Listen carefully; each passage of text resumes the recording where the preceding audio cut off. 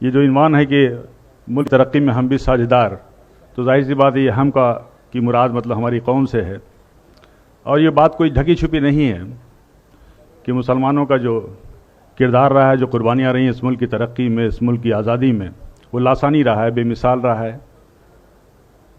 اور اگر دیکھا جائے تو یہ ملک جو ہے، اگر آپ تاریخ میں دیکھیں تو ہندوستان جو ہمارا ملک ہے متحد ملک نہیں تھا، بے شمار راجہ رجواڑے تھے، ریاستیں تھیں، اس پہ حکومت کرتے تھے ان پہ، لیکن جب مسلمان یہاں پہ آئے حکومت کے لیے، سب سے پہلا جو کام انہوں نے کیا تھا وہ یہ کیا تھا کہ اس ملک کو ایک کیا تھا، وہ بنگال سے لے کے افغانستان تک، اور اس ملک کو متحد کیا تھا۔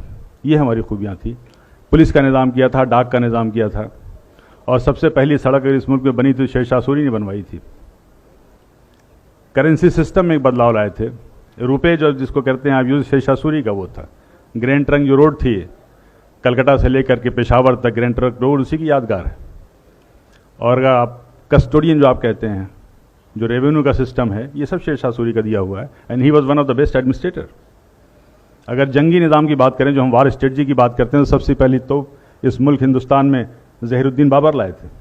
پہلا جو راکٹ تھا وہ شیر میسور ٹیپو سلطان نے بنایا تھا، اور یہ تاریخ میں درج ہے۔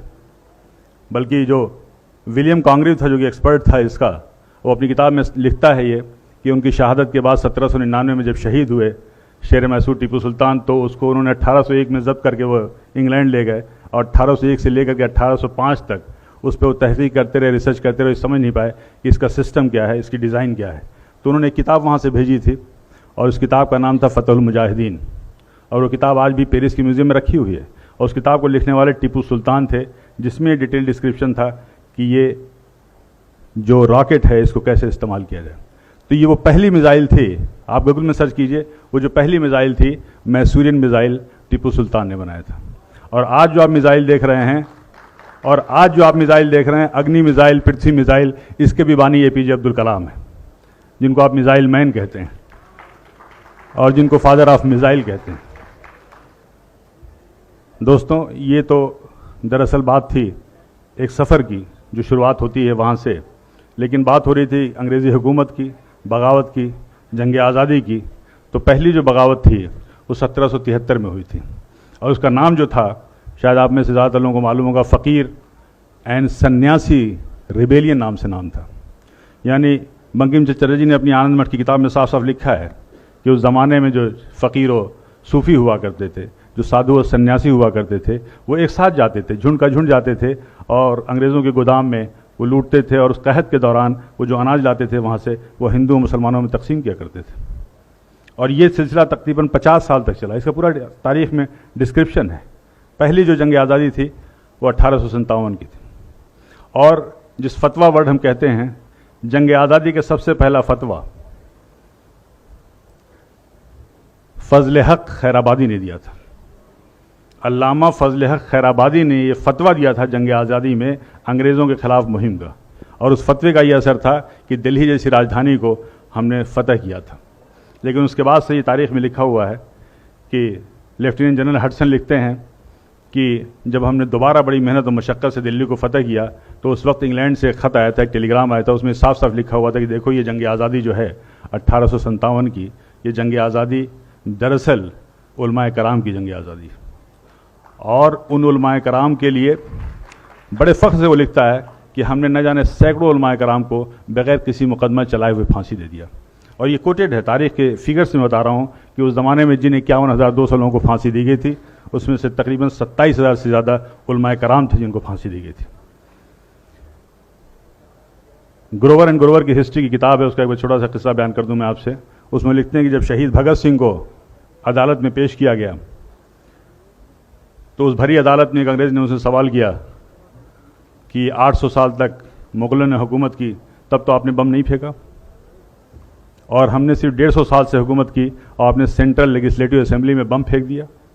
اس کا بہت اچھا جواب بھگت سنگھ نے دیا تھا کہ دیکھیے، مغلوں نے جو ہم پر راج کیا ہے وہ ہمارے دلوں پہ راج کیا ہے، اور انہوں نے اس ملک کو سونے کی چڑیا بنا دیا ہے، اور اس سونے کی چڑیا کی چمک سے آپ 7 سمندر دور سے یہاں تک آئے ہیں، اور یہاں پہ آنے کے بعد اگر آپ کی حکومت کو اگر ایک لفظ میں، ایک لائن میں کہا جائے تو وہ یہ ہے کہ آپ کی حکومت ایک اسپنج کی طرح ہے جو گنگا کے کنارے ہیرے اور جواہرات کو چوس کر کے इंग्लैंड में जा कर के टेम्स नदी के किनारे निचोड़ती है और वो इंग्लैंड माला माल हो जाता है, और उस दौलत के माला माल होने के बाद उससे आप अपनी तरक्की करते हैं।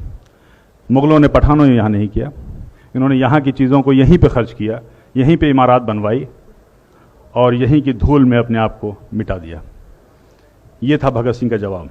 और आखिर में भगत सिंह ने मुस्कुराते हुए कहा कि मैंने जो बम फेंका है इसमें न छुरी थी न केमिकल था, हमारा मकसद आपको मारना नहीं था। तो जज ने कहा फिर बम क्यों फेंका? तो उन्होंने कहा कि बहरों को सुनाने के लिए धमाके की ज़रूरत होती है, इसलिए हमने बम फेंका। ये थे शहीद भगत सिंह। हजरात, यहाँ तक कि वीर सावरकर की किताबों में भी लिखा है। वीर सावरकर ने अपनी किताब में जॉन मैकलसन का हवाला देते हुए कहा था कि 1857 की जंग आज़ादी में अगर सबसे ज़्यादा किसी का नुकसान हुआ तो मुग़ल की जो आखिरी रोशनी थी, आखिरी बादशाह थे बहादुर शाह ज़फ़र का हुआ। और उन्होंने उसका जॉन मैकलसन का हवाला देते हुए लिखा है कि एक बार उनको नाश्ते पे जब उनसे इसरार किया गया तो बहादुर शाह ज़फ़र ने कहा था कि मुझे ख्वाहिश नहीं है। उसके बाद से वो लिखता है कि हम लोगों ने उनकी आँख में जहरीले ऑइंटमेंट लगाना शुरू कर दिए ताकि उनकी बीनाई चली जाए। और उन्हें इस बात का इल्म था कि इस्लामी कानून में, इस्लामी शरीयत में कोई नाबीना अंधा शख्स कहीं का हुक्मरान नहीं हो सकता। और फिर वो दिन भी आया जब उनसे उनकी मर्ज़ी के ख़िलाफ़ नाश्ते में उनके प्लेट पे लाल मखमल से ढके हुए 3 सर लाए गए थे, जिनमें 2 सर उनके बेटों के थे और 1 सर उनके पोते का था। ये थी कुर्बानियाँ। क्या इस जुल्म सितम के बाद भी मुसलमानों के लिए कहना पड़ेगा कि जंग आज़ादी में शरीक थे या नहीं? क्या अब भी इस उन्वान की ज़रूरत है? अब भी इस प्रोग्राम की ज़रूरत है? क्या चांद सितारों की मौजूदगी के लिए बहस होगी? कतई नहीं। और ये वहीं तक का किस्सा नहीं है, बल्कि आप अपने पड़ोस में जाएं, अगर आप हिस्ट्री ऑफ यूपी देखें तो इसमें हिस्ट्री ऑफ अयोध्या भी शामिल है उस गज़ट में। अयोध्या में जब जंग आज़ादी के बिगुल फूंका गया तो सबसे पहला शख्स जो खड़ा हुआ था वो राम प्रसाद शर्मा थे, बाबू राम। उनके लिए सबसे पहले लब्बैक कहने वाला एक शख्स था वो काजी अमीर अली। तो बाबू राम शरण दास और काजी अमीर अली ने एक साथ जंग लड़ी थी और एक साथ अंग्रेज़ों से मुकाबला किया था। और अंग्रेज़ों ने यह अहद किया था कि अगर हम इनको पकड़ लेते हैं, अरेस्ट कर लेते हैं, तो एक ऐसी सज़ा देंगे कि आने वाली नस्लें याद रखेंगी। और बाबू राम शरण दास और मौलवी अमीर अली को जो फांसी दी गई थी उसमें फंदा एक था और गर्दनें 2 थीं। बाबू राम शरण दास की थी और मौलवी अमीर अली की थी। यह अयोध्या मिसाल था एक कौमी एकजहती का, जो आज तनाज़ा का मौजू बन गया है। बहुत तअज्जुब की बात है हज़रात। ये हमारी कुर्बानियाँ ये वहाँ तक महदूद नहीं हैं कि हमने सिर्फ आज़ादी दिलाने में इतने उलमाओं का फांसी हुई, लोगों ने अपनी कुर्बानियाँ दी, बल्कि आज़ादी के बाद भी हमारी कुर्बानियाँ जारी रहीं, हमारे मुल्क की खिदमत जारी रहीं। और एक जब आज़ादी के बाद पहली बार पाकिस्तान ने यहाँ पे हमला किया, पाकिस्तान से जंग हुई कुछ ही महीनों के बाद, तो एक नाम, एक हस्ती, एक शख्सियत और एक शहादत जो बहुत मशहूर है, वो है ब्रिगेडियर मोहम्मद उस्मान। मैं इसलिए नहीं कह रहा हूँ कि मैं उसी खानवादे से, मेरा उसी ख़ानदान से ताल्लुक़ है, बल्कि मैं इसलिए कह रहा हूँ कि किसी भी आज़ादी के बाद किसी इतने बड़े ओहदे पे किसी शख्स ने मुल्क की सरहद पे शहादत नहीं दी है, उसने अपनी जान नहीं गंवाई। वो आज़मगढ़ के एक छोटे से कस्बे बीवीपुर में खान बहादुर मोहम्मद फ़ारूक के घर में पैदा हुए थे। मदरसे से तालीम हासिल की थी, लेकिन एक शौक़ था फ़ौज में जाने का, इस मुल्क की खिदमत करने का। और उसके बाद से वो रॉयल मिलिट्री एकेडमी, जो ज़माने में बहुत ही प्रेस्टिजियस एकेडमी हुआ करती थी, और इस मुल्क से सिर्फ 10 लोगों का सिलेक्शन हुआ था, उसमें वो भी थे। और उस रॉयल मिलिट्री एकेडमी को ज्वाइन करने के बाद, उसके बाद से वो सेकेंड वर्ल्ड वार में उन्होंने बर्मा, अफ़गानिस्तान जैसे मुल्कों में गए, और वहाँ जाने के बाद से बड़ी कम उम्र में उनकी तरक्की हुई और ब्रिगेडियर हो गए। लेकिन इस मुल्क की खिदमत, इस मुल्क की हिफाजत उनका आज़म था।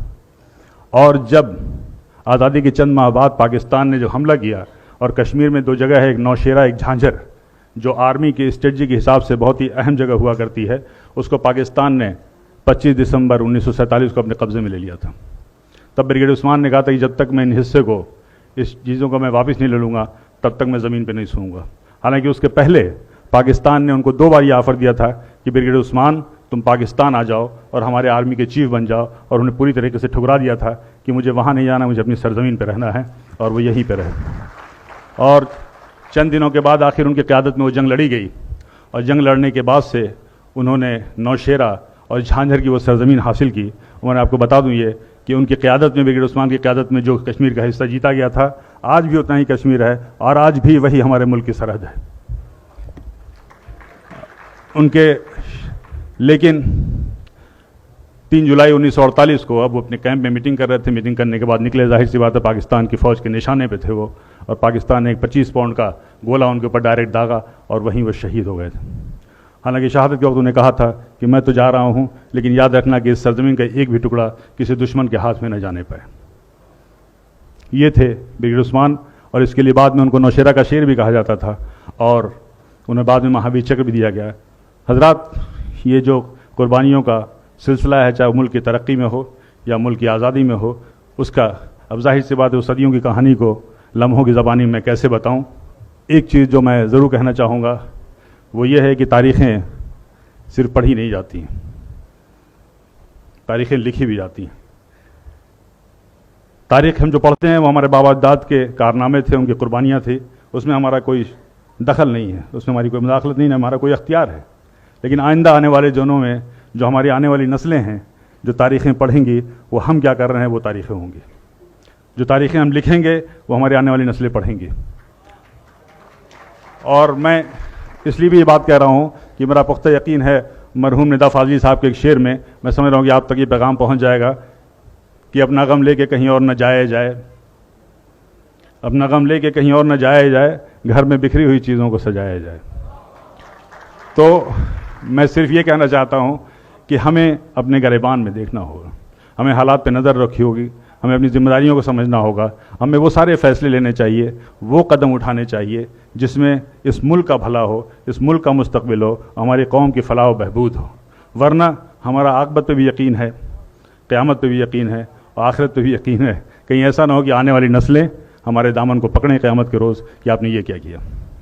اور یہ پیغام ہے میرا، یہ میسیج ہے سیاسی رہنماؤں سے، مذہبی رہنماؤں سے. بڑے بڑے ادارے ہیں، بڑی تنظیمیں ہیں، بڑے عالم دین ہیں لوگ، بڑے بڑے دانشور ہیں، کیا کیا فیصلے لیتے ہیں.